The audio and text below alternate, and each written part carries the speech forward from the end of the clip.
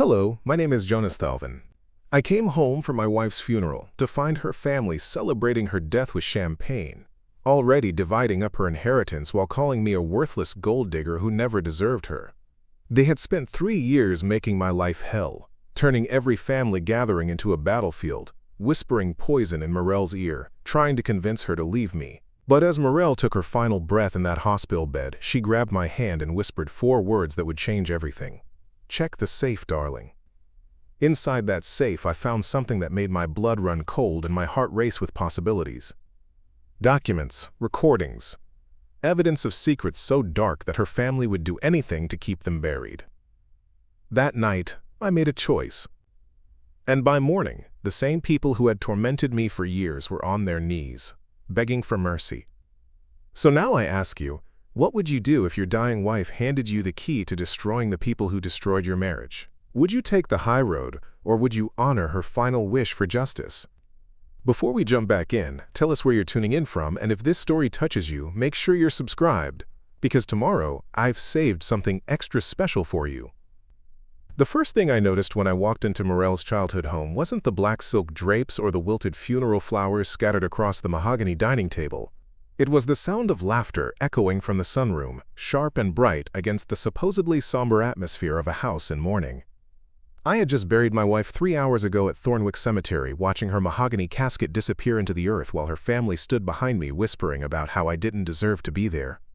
How I was an outsider who had manipulated their precious Mirelle into marriage. How I was probably already planning to cash in on her life insurance policy. But here they were, celebrating. Tavira Morwin, Mirelle's sister, was holding court in the center of the room, a champagne flute in one hand and Mirelle's pearl necklace already around her throat. The same necklace Mirelle had worn on our wedding day, the one she'd promised would be passed down to our future daughter. "Well, well," Tavira said as I appeared in the doorway, her voice dripping with false sympathy. "Look who finally decided to join the family gathering. How thoughtful of you to grace us with your presence, Jonnas."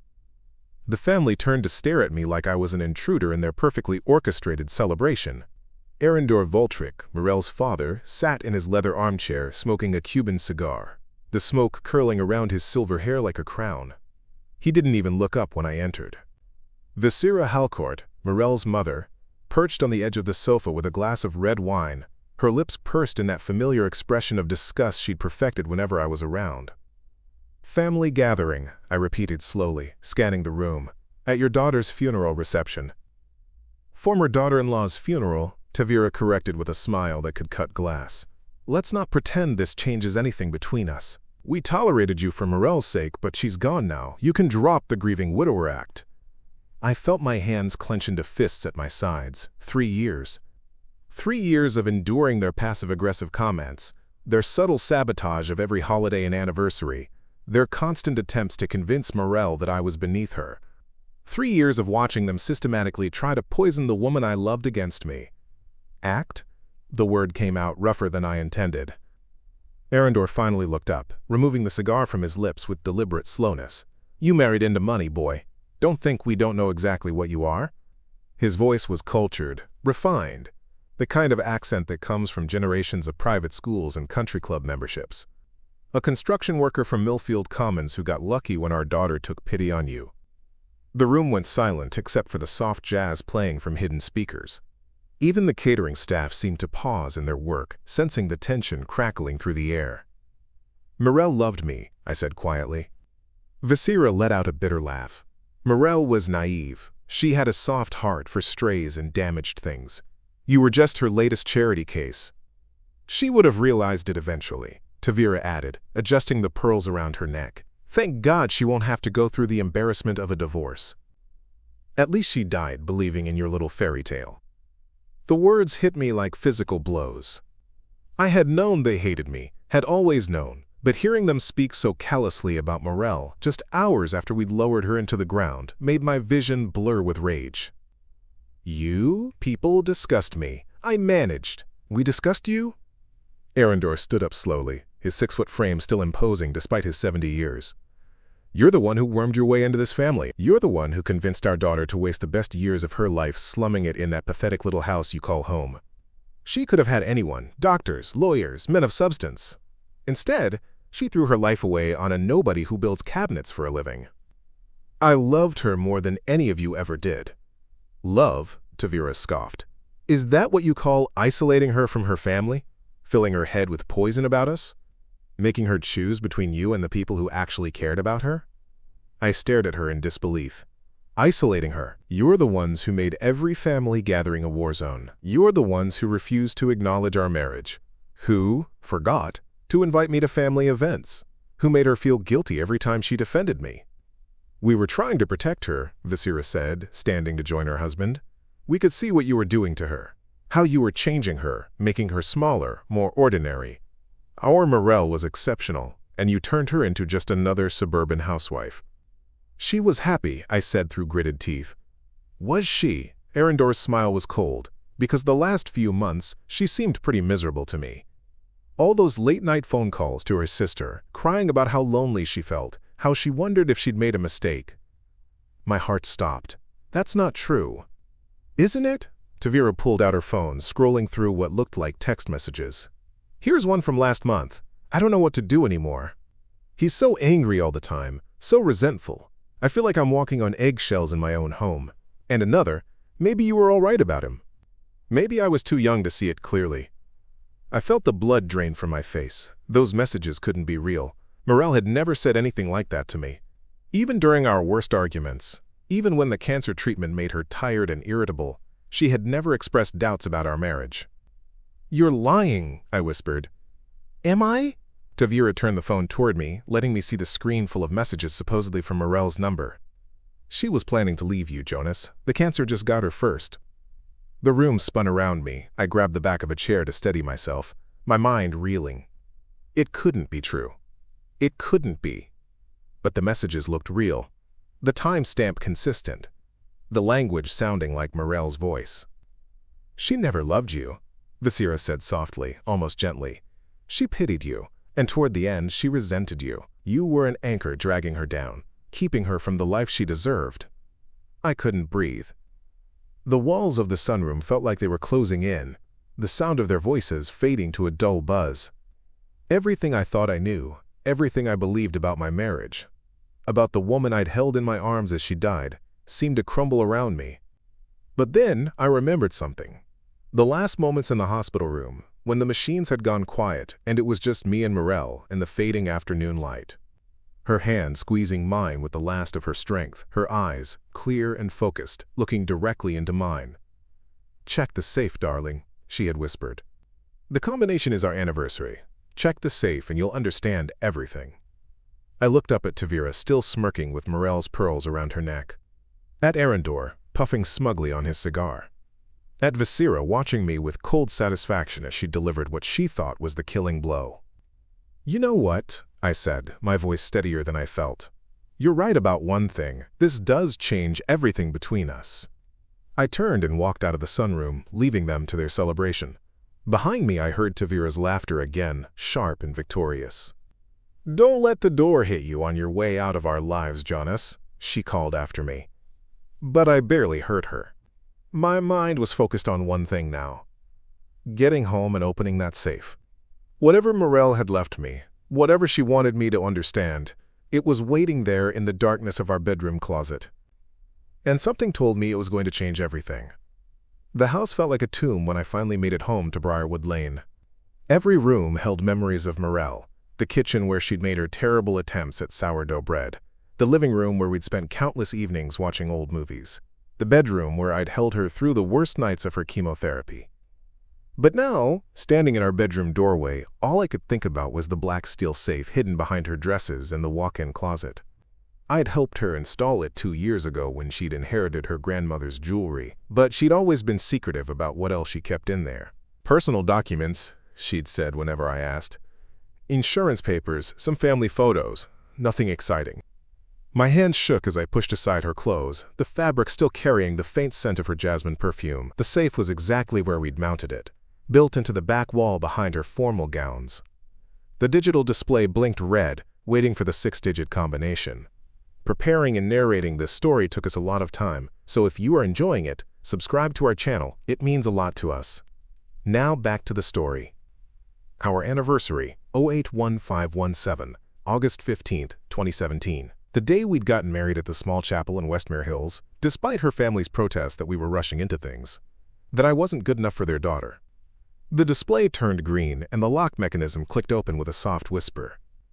Inside, the safe was larger than I'd expected, with 3 shelves lined with black felt. The top shelf held what I recognized: her grandmother's emerald bracelet, some old family photos, our marriage certificate, but the middle and bottom shelves contained things I'd never seen before. Thick manila envelopes, each labeled with a name in Mirelle's careful handwriting. Tavira, father, mother, Uncle Kaylor, the Thornbrook investment scandal. USB drives taped to index cards with dates going back 5 years. A leather-bound journal with a brass lock. And at the very bottom a letter addressed to me in Mirelle's handwriting, for my beloved Jonnas when you need the truth. I pulled out the letter first, my hands trembling as I unfolded the cream-colored stationery. Mirelle's familiar script covered both sides of the paper, written in the blue ink she'd always preferred. My dearest Jonnas, if you're reading this, it means I'm gone and you've discovered my family's true nature. I'm so sorry you had to hear their poison without me there to shield you from it. I know they're telling you lies about our marriage, about how I felt about you, about those text messages. Yes, I know about the fake messages. Tavira has been creating them for months, planning to use them against you after I died. She hired someone to clone my phone number and create false conversations that make it look like I was unhappy with our marriage. She's been building a case to contest my will, to prove I was mentally incompetent or under your undue influence. But Jonnas, my love, every day with you was a gift. Every morning I woke up grateful that somehow, impossibly, you chose to love someone as broken as me. You were never beneath me. You were the only person who ever saw me as I really was and loved me anyway. Now it's time for you to see them as they really are. The evidence is all here. 5 years of recordings, photographs, documents that will show the world what the Valtric family really is behind their charitable facades and country club respectability. They think they can erase you from my life now that I'm gone, but I've spent years preparing for this moment. They destroyed your confidence, made you doubt yourself, tried to convince you that you didn't deserve love or respect. But you're stronger than they are, Jonnas. You're better than they are. And now you have the power to prove it. The combination to my journal is, always, the word you whispered to me every night before we fell asleep, your promise that you would always love me no matter what. Give them hell, my darling. I'll be cheering you on from wherever I am. All my love, always, Mirelle. I had to read the letter 3 times before the words truly sank in. The text messages were fake. The conversations about leaving me, about regretting our marriage, all lies manufactured by her own sister to destroy me after Mirelle's death. With shaking fingers, I opened the leather journal, using the combination always. Page after page of Mirelle's notes, dated entries documenting every cruel comment, every manipulation, every attempt by her family to sabotage our relationship. March 3, 2022. Mother called today to tell me she's not sure she can attend our anniversary dinner because it's just so awkward pretending to be happy about this mistake you've made. When I told her it hurt my feelings, she said I was being overly sensitive and that I used to be tougher before Jonnas made me weak. April 15, 2022, Tavira showed up at the house while Jonnas was at work. Spent 2 hours telling me about all the successful men she knows who are single, how it's not too late for me to correct course. When I told her I was happy, she laughed and said happiness isn't the same as settling for less than you deserve.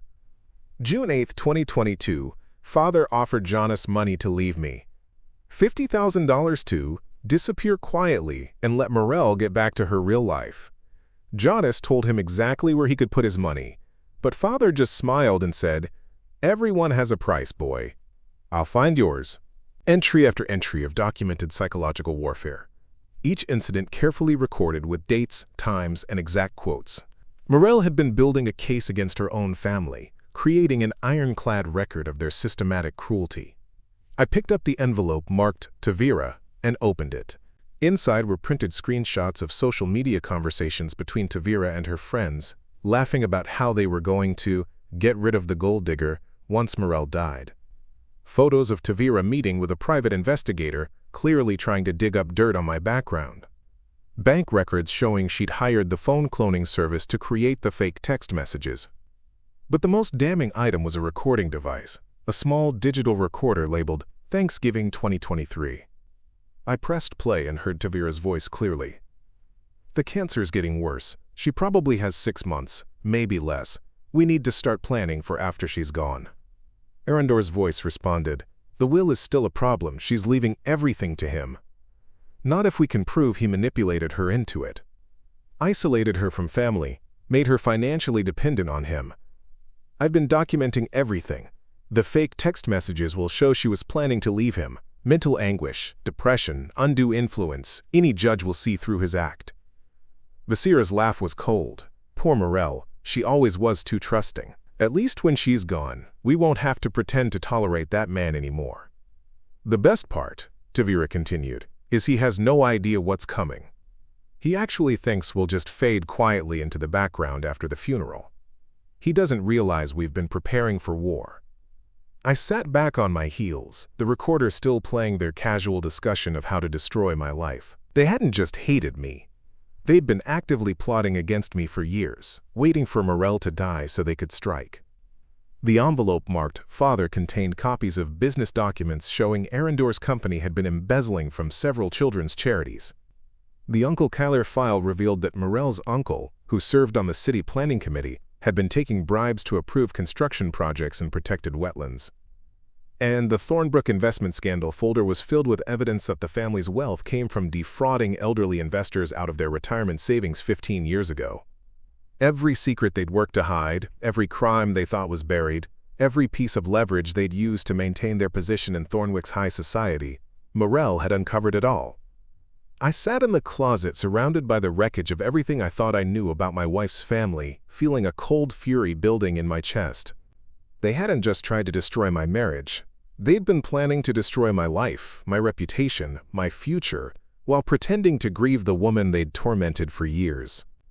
But Mirelle had outplayed them all. She'd given me an arsenal, and now it was time to use it.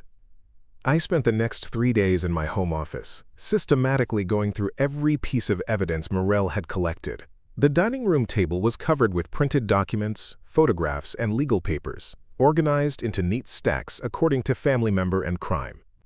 It looked like the command center of a federal investigation, which I was beginning to realize it essentially was.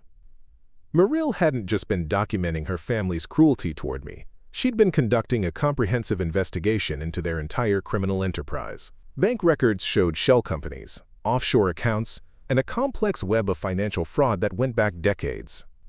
The Valtric family fortune wasn't built on legitimate investments and business success as they claimed.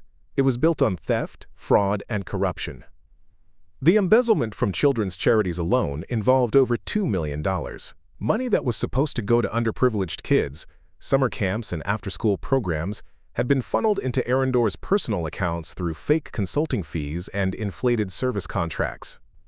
Uncle Kaler's bribery scheme was even more extensive. As chairman of the Thornwick Planning Commission, he'd been selling approval permits for environmentally destructive projects for the past 8 years. Luxury developments had been built on protected wetlands, historic buildings had been demolished for strip malls, and low-income neighborhoods had been rezoned to force out longtime residents, all for the right price. But it was Tavira's file that made my blood boil the most. Not only had she been creating fake evidence to use against me, but she'd also been systematically stealing from Mirelle throughout her illness. Medical bills that should have been paid by the family's insurance were being charged directly to Mirelle's accounts. Prescription medications were being purchased through Mirelle's credit cards, then resold for profit. Even Mirelle's pain medication during her final weeks had been diluted. Tavira had been taking half the pills and replacing them with sugar tablets. My wife had been suffering needlessly in her final days because her own sister was literally stealing her pain relief to sell on the black market. I had to step away from the table, my hands shaking with rage. The woman I'd loved, who'd already been fighting for her life against cancer, had been betrayed by her own family in the cruelest possible way. And they'd done it while blaming me for her pain, for her sadness, for everything that was wrong in her life. That's when I decided it was time to bring in professional help.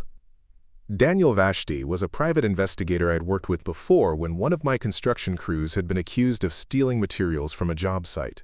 He was discreet, thorough, and had connections throughout the city's legal and law enforcement communities. "Jonnas," he said when I called. "I heard about Mirelle. I'm so sorry for your loss. What can I do for you?" "I need to meet with you. Today, if possible. I have some information that needs to be verified and expanded upon." "Information about what?" I looked at the stacks of evidence covering my table, about some people who are about to discover that actions have consequences. We met at his office on Meridian Street, a small suite above a coffee shop that smelled like espresso and old leather. Daniel was in his 50s, graying at the temples, with the kind of patient, watchful eyes that came from years of uncovering secrets people thought they'd buried. I handed him copies of everything: the bank records, the recorded conversations, the photographs, the documented bribes and embezzlement. He spent an hour reviewing the material, occasionally whistling under his breath or making notes in his file. "Jesus, Jonnas," he finally said. "Your wife was either a natural-born investigator or she was getting help from someone with serious skills. This is FBI-level documentation. Can you verify it? Make sure it's all legitimate and admissible?" "Most of it, yes. The bank records will need to be authenticated through official channels, but the recordings are clean and the documentary evidence looks solid." He leaned back in his chair. "What exactly are you planning to do with all this?" "I'm planning to destroy them," I said simply. "They tried to destroy me, they tortured my wife, and they were planning to steal everything she left behind. I want them to pay for what they've done." Daniel nodded slowly. "I can help with that. But you need to understand, once we start this ball rolling, there's no stopping it. These people have money and connections. They're gonna fight back hard. Let them fight. I'm not the broken widower they think I am." Over the next 2 days, Daniel and I worked together to build an airtight case. He had contacts in the FBI's white-collar crime division who were very interested in the charity embezzlement evidence. The environmental crimes fell under both state and federal jurisdiction, and Daniel knew prosecutors who'd been looking for a way to crack down on corrupt planning officials. But the most satisfying discovery came when Daniel ran background checks on the private investigator Tavira had hired to dig up dirt on me. "Marcus Chen," Daniel said, sliding a file across his desk. "Licensed PI, but he's got a history of playing fast and loose with privacy laws. Turns out he's been under investigation for illegal surveillance and phone cloning for the past 6 months. Your sister-in-law hired someone who was already on law enforcement's radar." Which means when the police arrest him, he's going to roll over on his clients faster than a dog looking for belly rubs. They'll give up to Vera, her fake text message scheme, everything. I felt a cold smile spread across my face. "How long before we can move on this?" "The FBI wants to coordinate with local law enforcement to make sure they get everyone at once. Probably Friday morning. They'll hit the charity offices, Kaylor's planning commission, and all the family residences simultaneously." "What about the fake text messages?" "That's actually a separate criminal case. Identity theft, fraud, conspiracy to interfere with inheritance proceedings. Tavira's looking at serious federal charges for that alone."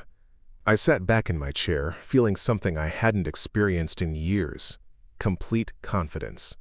For 3 years, I'd lived under the shadow of the Valtric family's disapproval, constantly second-guessing myself, wondering if maybe they were right about me not being good enough for their daughter. But now I knew the truth. They weren't better than me. They were criminals who'd been hiding behind wealth and social status while destroying lives and stealing from people who trusted them. And Mirelle, my beautiful, brilliant wife, had spent her final years gathering the evidence that would bring them all down. "There's one more thing," I told Daniel. "I want to be there when it happens. I want them to know that I'm the one who brought their world crashing down around them." Daniel raised an eyebrow. "That's not usually how these operations work." "Then make it work that way. I have something they want, something they've been planning to steal from me. Let them think they're getting it." "What do you have in mind?" I pulled out my phone and showed him the text message I'd received that morning from Tavira. "Jonnas, we need to discuss Mirelle's estate. There are some irregularities in the will that need to be addressed. Can you meet us at Father's house Thursday evening to resolve this quietly?" "They think I'm still the broken, grieving widower who'll cave under pressure," I explained. "They are planning to ambush me with their fake evidence, force me to sign away my inheritance rights to avoid a public scandal." Daniel grinned. "But instead, you're going to ambush them." "Exactly. Can you have law enforcement ready to move Thursday night instead of Friday morning?" "I'll make some calls, but Jonnas, you need to understand. This is going to be dangerous. If they realize what you know, if they figure out you've been investigating them, they might get desperate.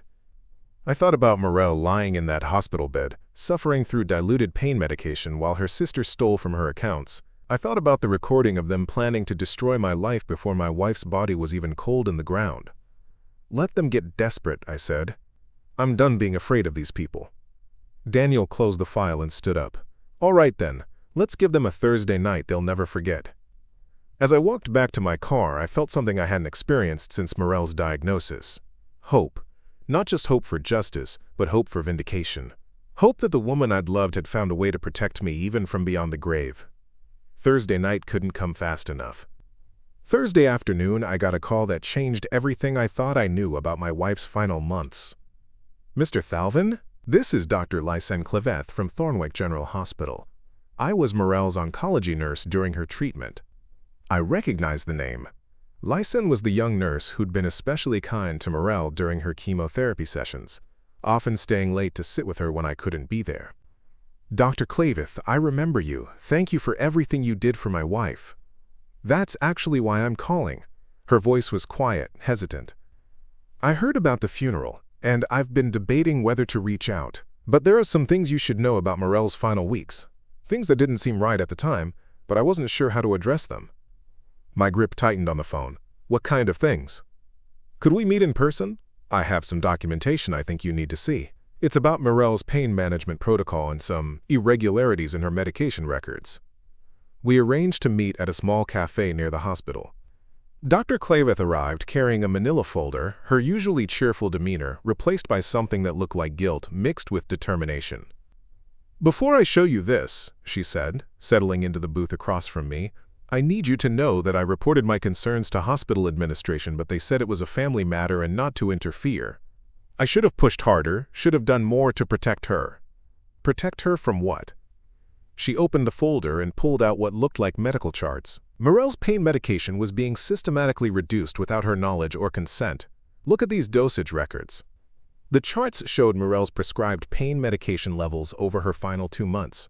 According to the doctor's orders, she should have been receiving 30 milligrams of morphine every 4 hours during her final weeks. But the actual administration records showed she was only receiving 15 milligrams doses. I don't understand, I said, though a cold suspicion was already forming in my mind. Someone was intercepting her medications before they reached her IV. The pills that were supposed to be dissolved in her drip were being replaced with placebo tablets. She was getting half-strength pain relief while someone else was walking away with pharmaceutical-grade morphine. My vision blurred with rage. Who? Who was doing this to her? That's where it gets complicated. Dr. Thalven pulled out another set of papers. Only family members and medical staff had access to her room during medication times. But I started paying attention during her final week, and I noticed a pattern. She showed me visitor logs, timestamps of when people entered and left Mirelle's hospital room. Every time Tavira visited, Mirelle's pain levels would spike dramatically about an hour after she left. Mirelle would be crying, begging for more medication, saying the pain was unbearable. But according to our records, she'd just received a full dose. I stared at the logs, seeing Tavira's signature over and over again during the times when Mirelle's medication was being tampered with. There's more, Dr. Thalven continued. I started documenting everything after I noticed the pattern. Look at this. She handed me photographs taken with her phone, images of Mirelle's room before and after Tavira's visits. In the before photos, Mirelle's medication bottles and IV bags were positioned normally. In the after photos, they'd been moved, rearranged, sometimes replaced entirely. I also recorded some conversations, she said, her voice dropping to a whisper. Hospital policy prohibits staff from recording patients or family members, so I could lose my job for this. But I couldn't let what happened to Mirelle go unpunished. She played an audio file on her phone. Tavira's voice was clear. The morphine is easy to extract if you know what you're looking for. Medical-grade stuff sells for $500 per bottle on the street. These cancer patients go through so much medication, no one notices if a few pills go missing. Another voice, male, responded, "What if she complains about pain? She's dying anyway, what's she going to do, report her own sister?" I had to grip the edge of the table to keep from throwing something. My wife had suffered through excruciating pain in her final days not because her cancer was untreatable, but because her own sister was literally stealing her pain medication to sell for profit. "Why are you telling me this now?" I asked when I could finally speak. "Because of what happened at the funeral." Dr. Thalven's eyes were filled with tears. "I was there, in the back. I heard what they said to you, how they tried to make you believe Mirelle was unhappy in her marriage. That was the moment I knew I had to speak up." She reached into the folder one more time and pulled out a handwritten note. "Mirelle gave this to me 3 days before she died. She made me promise to give it to you if anything happened to her, if her family tried to hurt you after she was gone." I unfolded the note, written in Mirelle's shaky handwriting from her final days. "Jonnas, if you're reading this, it means they've shown their true faces. Lysen has been protecting me as much as she can, but Tavira has been stealing my pain medication for weeks. I'm in agony, but I can't report my own sister without proof. The safe has everything you need, but Lysen has the medical evidence. Trust her. She's the only one at the hospital who truly cared about my well-being. Don't let them destroy you the way they tried to destroy me. You are worth 1,000 of them, M." "She knew," I whispered. "She knew what they were doing to her. She knew, but she felt powerless to stop it. The medications made her confused sometimes, and they convinced her that reporting to Vera would tear the family apart. They manipulated her into protecting them even while they were torturing her." I looked up at Dr. Thalven, this woman who'd risked her career to document my wife's suffering and protect her as much as she could. "What can we do with this evidence? Everything I've collected is admissible in court. The medication theft is a felony. The endangerment of a patient is a federal crime if it crosses state lines, which it does. Some of those medications were being sold to dealers in other states."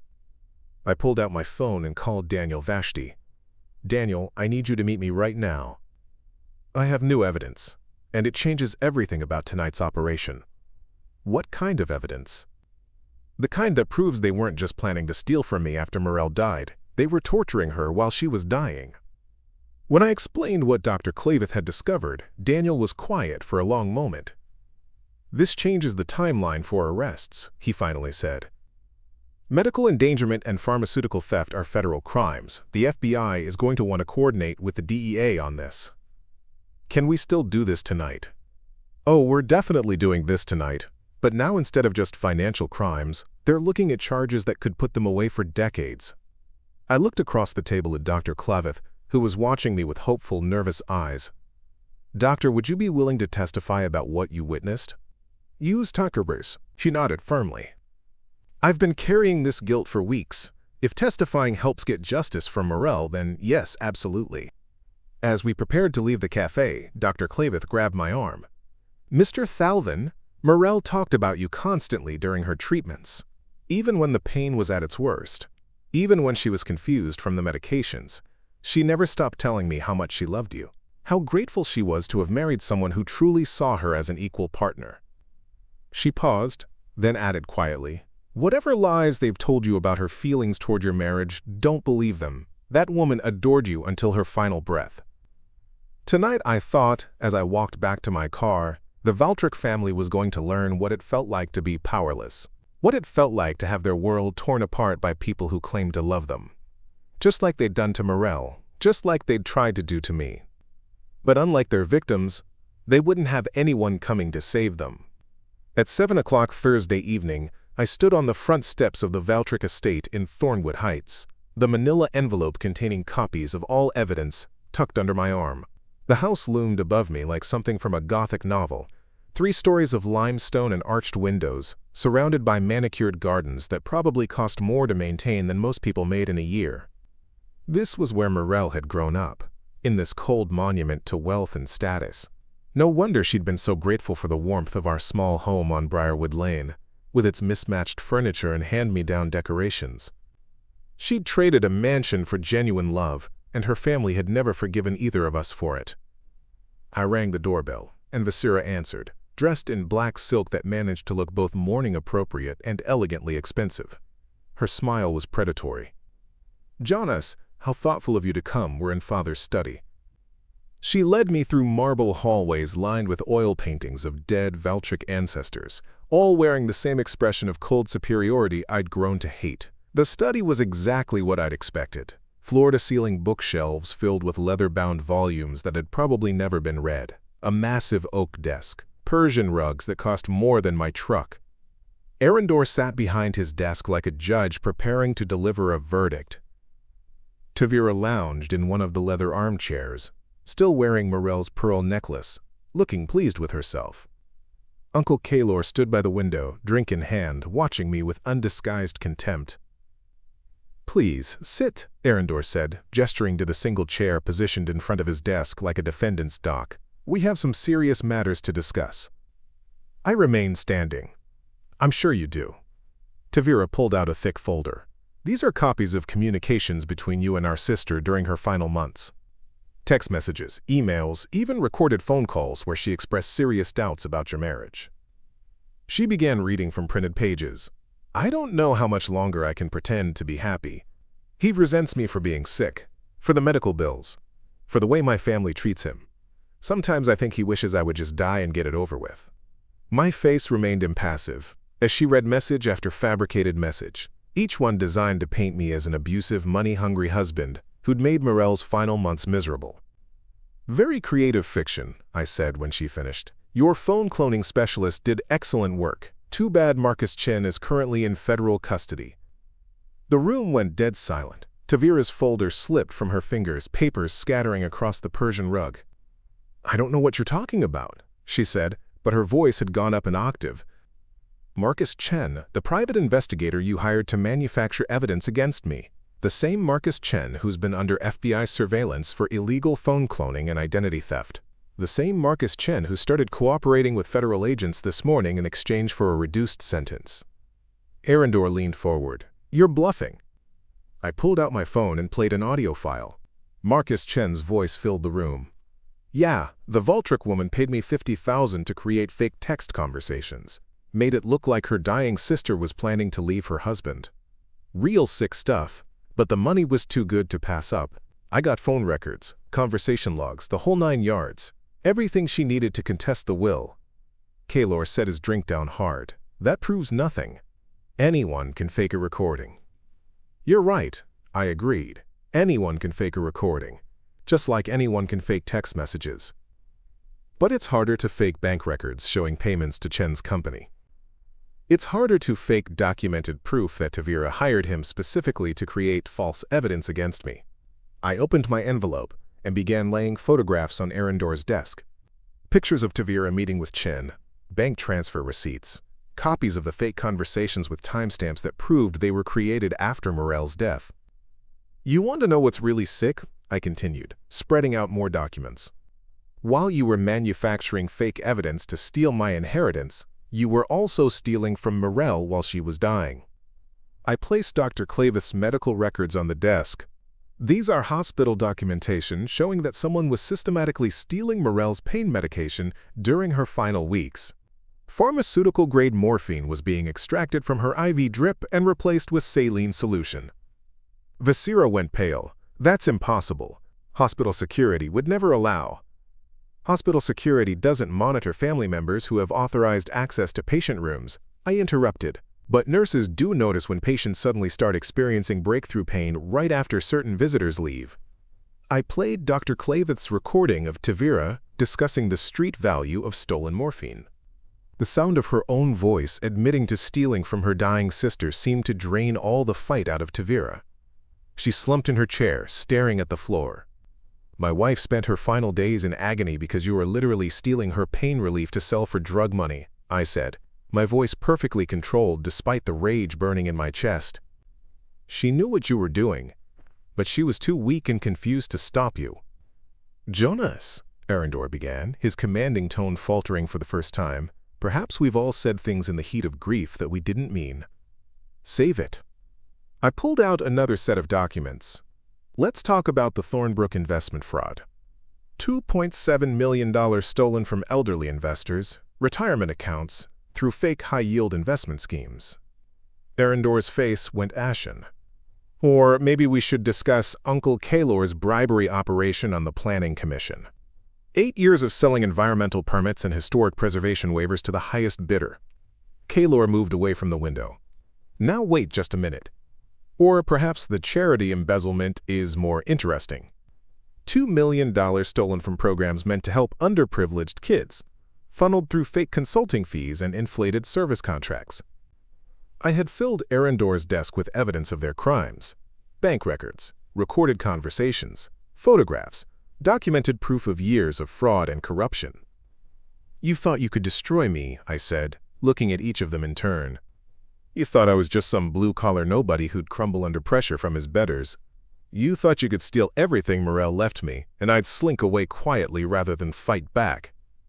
Tavira was crying now, mascara streaking down her cheeks. "Jonnas, please, we can work something out. The family has resources. We can make this right." "Make it right?" My voice was deadly quiet. "You tortured my dying wife. You stole her pain medication while she begged for relief. You manufactured fake evidence to destroy her memory and steal everything she wanted to leave me. And now you want to work something out?" That's when I heard the sound I'd been waiting for. Car doors slamming in the driveway, heavy footsteps on the front walkway. "Actually," I said, checking my watch, "I think that decision is out of your hands now." The doorbell rang, followed immediately by heavy pounding on the front door. "FBI, open up!" The color drained from Arendor's face completely. Through the study's tall windows, we could see FBI agents surrounding the house, their black vehicles blocking the circular driveway. Federal agents with warrants for Arendor Valtryk, Tavira Morwin, Kaelor Vinrith, and Visira Halcourt came, the amplified voice from outside. "You have 30 seconds to open this door before we breach it." I stood up slowly, gathering my evidence back into the envelope. You know what the beautiful thing about all this is? Mirelle planned it. Every piece of evidence, every recording, every photograph. She spent the last 2 years of her life documenting your crimes because she knew exactly what you'd try to do to me after she died. The pounding on the door grew more insistent. 20 seconds! "She loved me enough to protect me from beyond the grave," I continued, walking toward the study door. "While you were planning to destroy me, she was planning to destroy you." I paused at the doorway and looked back at the 4 people who'd made my wife's final years a misery, who'd tortured her while she was dying, who'd planned to steal everything she wanted to leave behind for me. The difference is, her plan worked. I opened the front door for the FBI agents, then stepped aside to let justice walk into the house. Finally, it was their turn to be powerless. The satisfaction I felt watching FBI agents handcuff the Valtryk family lasted exactly 72 hours. That's how long it took for their army of lawyers to turn my moment of justice into a living nightmare. I should have known they wouldn't go quietly. People with that kind of wealth and power don't just roll over when cornered.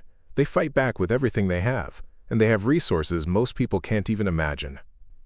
The first sign of trouble came Monday morning when I opened my front door to find a process server standing on my porch with a thick stack of legal documents. Lawsuits. Multiple lawsuits, all filed simultaneously by different law firms representing different members of the Valtryk family. Tavira was suing me for defamation, claiming I had fabricated evidence against her and damaged her reputation. Arendor was pursuing a wrongful prosecution claim alleging I had manipulated law enforcement into making false arrests. Even Uncle Kaelor had filed suit, claiming I had violated his privacy by recording conversations without consent. But the worst was Visira's filing, a motion to have me declared mentally incompetent due to grief-induced paranoid delusions that led me to construct elaborate conspiracy theories about my deceased wife's loving family.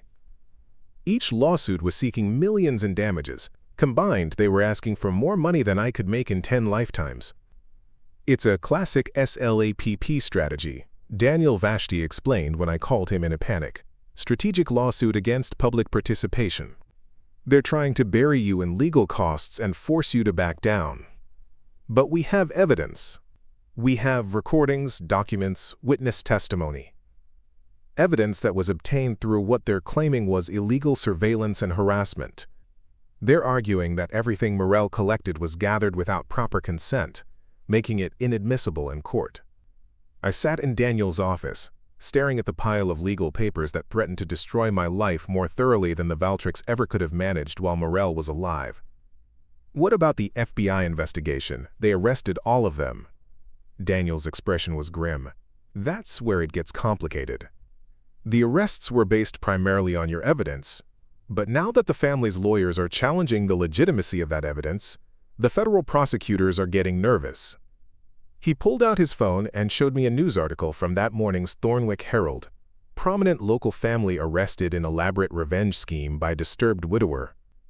The article painted me as a grief-stricken man who had fabricated an entire conspiracy theory to justify attacking my deceased wife's family. It quoted unnamed sources close to the investigation, saying that I had a history of mental instability and had been undergoing psychiatric treatment since Mirelle's death. "I've never had psychiatric treatment in my life," I said, scanning the article in disbelief. "Doesn't matter. Once that narrative gets out there, it's hard to counter. Look at this." He showed me his tablet, scrolling through social media posts about the case. The comments were brutal. Guy couldn't handle his wife dying, so he goes after her family with fake evidence. Typical gold digger behavior. When the meal ticket died, he tried to destroy everyone else out of spite. Feels sorry for the family. They're grieving their daughter and have to deal with this psycho's vendetta. Who even has time to fabricate all this evidence? Dude clearly has serious mental problems. The narrative was spreading faster than I could counter it, and the worst part was that some of it sounded plausible if you didn't know the full story. A grief-stricken widower, angry at his in-laws fabricating evidence to get revenge. It was a story people could easily believe. "There's more," Daniel said reluctantly. "I got a call from the FBI this morning. They're suspending the investigation pending resolution of the civil suits." "What does that mean?" "It means the Valtrix lawyers have successfully created enough doubt about the evidence that federal prosecutors don't want to move forward until the courts determine whether your documentation is legitimate or not." I felt the walls closing in around me. After everything Mirelle had done to protect me, after all the evidence she'd gathered, after the perfect moment of justice I'd experienced watching them get arrested, it was all falling apart. How long will the civil suits take? Years, and that's assuming you can afford to fight them.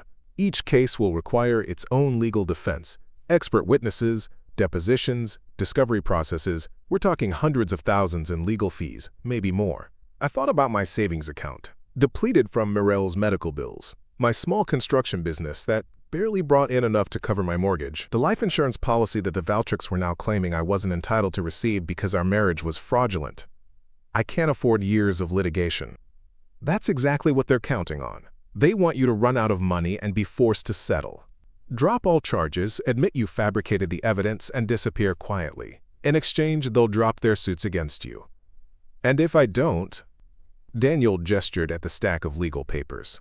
They'll destroy you financially, professionally, and personally. By the time these cases are resolved, you'll be bankrupt and unemployed, with a reputation so damaged that you'll never work in this city again.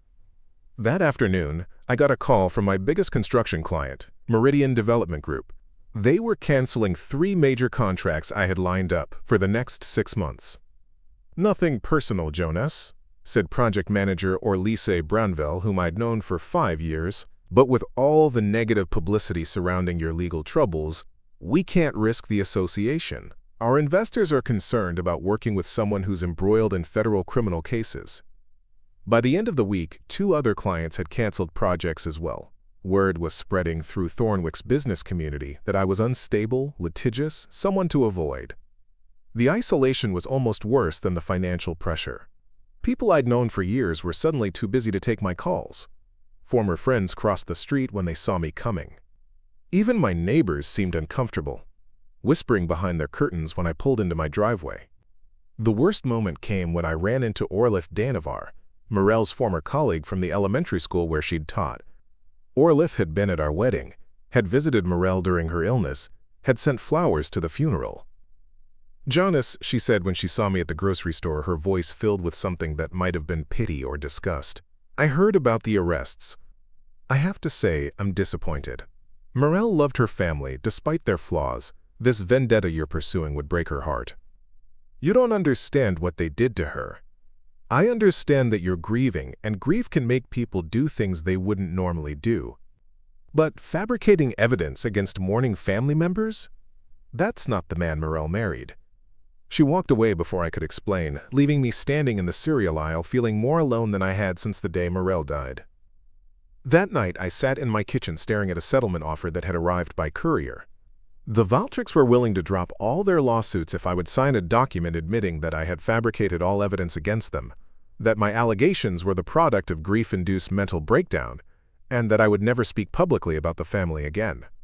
In exchange, they would allow me to keep half of what Mirelle had left me in her will, enough to pay off the house and start over somewhere else, but not enough to stay and fight. I picked up my phone 3 different times to call the number on the settlement offer. Each time, I set it back down, thinking about Mirelle's letter, about her dying words, about the months she'd spent collecting evidence to protect me. But I also thought about Dr. Claveth, who'd risked her career to document Tavira's theft of Mirelle's pain medication.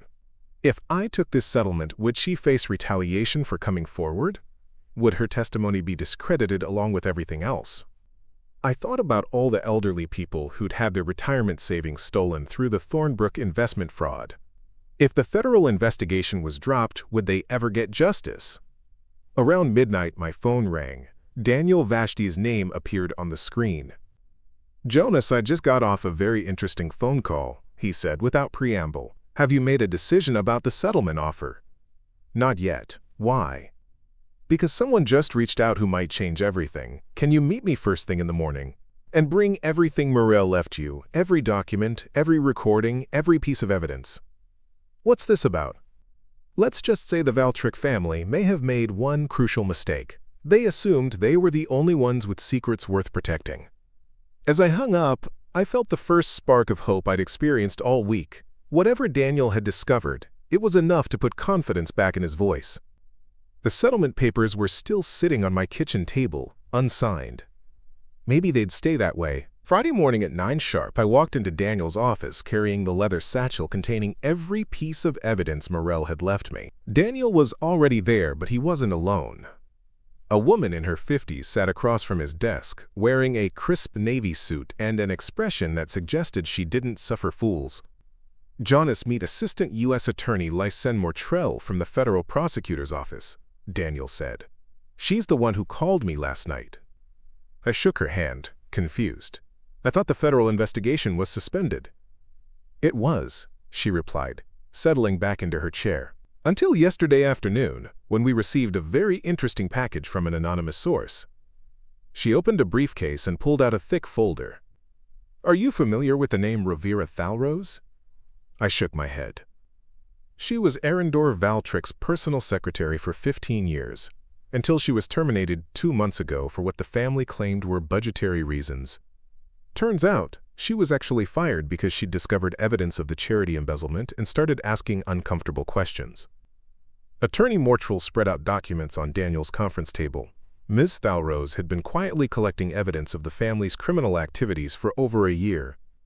She was planning to go to authorities when they fired her and threatened her with litigation if she ever spoke about what she'd witnessed.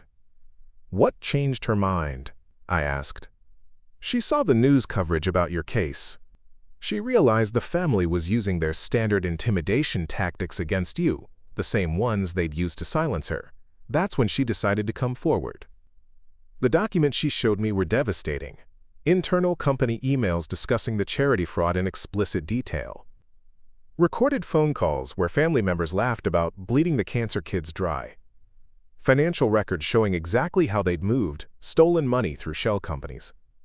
But the most damaging evidence was a series of audio recordings Ravira had made during her final weeks of employment. She recorded board meetings using a digital pen, Attorney Mortrell explained, playing the first file. Arendor's voice filled the room. "The widower is becoming a problem. If he keeps digging, he might discover the charity connection." Tavira responded, "Don't worry about him. I've got enough fake evidence to destroy his credibility completely. By the time I'm done, everyone will think he's having a psychotic breakdown." Vasira's laugh was cold. "Poor delusional man. Grief can make people believe such terrible things about loving family members." "This was recorded 3 days after Mirelle's funeral," Attorney Mortrell said. "It proves they were actively conspiring to frame you with fabricated evidence."